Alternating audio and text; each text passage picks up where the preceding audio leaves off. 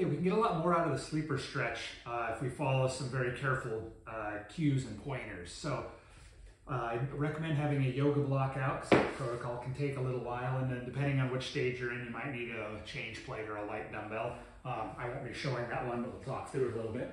So to set the position, you'll be on your back with your scapula to the floor. So we want to kind of pinch the upper part of the shoulder blades together a little bit, and then if I was going to do my right arm here, I'm keeping the shoulder blade there, the elbow bend, and bringing it across to where I can create a stretch in that posterior capsule. What we don't want to do here is have the shoulder blade come along for the ride where we're stretching the muscles between the shoulder blade.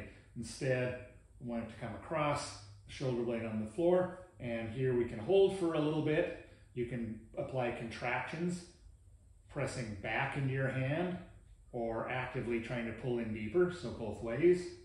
I like to spend a little bit of time here and then actually rep it reaching across, again, still keeping that shoulder blade back. So then we can roll, with that as a reference, we can roll onto our side. And in this position, we want to have the rib cage and the pelvis aligned, so usually we'll sag here. We actually want to have a little bit of space, and then the block here will be just for a nice pillow.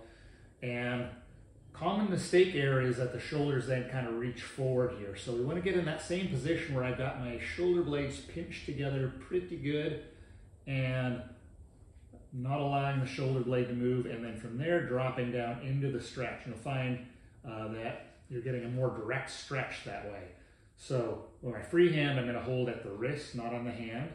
And the normal protocol here would be to spend a little bit of time first just acclimating here in a mild stretch, slightly increasing as we go, and then we can do some rounds of contractions of various lengths depending on what's RX. So the first one would be the progressive contraction. In this case, I'm pressing back up into my hand, but it's going, the top hand's going to block it.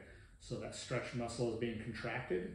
You'll ramp up the tension there, rest a bit, and then you're going to actively try to pull down, but without letting any of this move here, and the shoulder blades still staying squeezed together.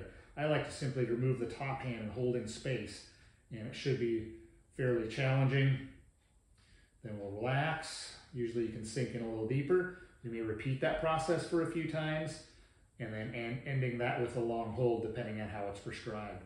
And then the last thing we can do here is you can actually do some active reps in. Again, keeping that squeeze, keeping everything locked in place. And this can also be done eventually with a dumbbell or a light change plate as well. So those are some variations on the sleeper stretch. Really focus on the cue of keeping the shoulders back.